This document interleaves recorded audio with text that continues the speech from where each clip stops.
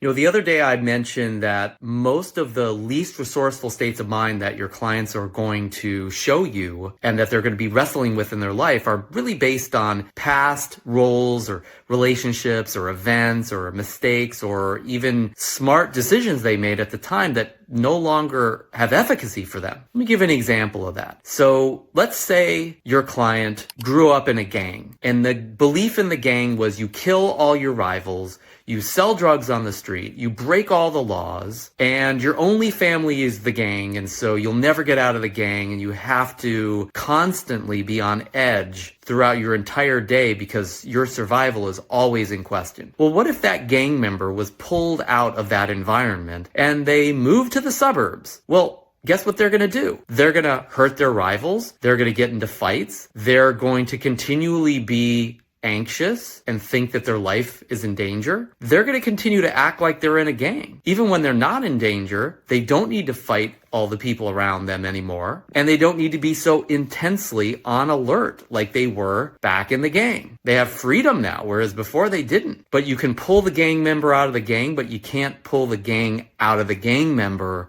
without some real transformational work. And most of your clients are living out and perpetuating some limiting context, limiting mentality, limiting mindset that has outstayed its welcome because they're no longer living in that life, but they continue to perpetuate the mindset. Helping them to update that is a big part of your job as their coach.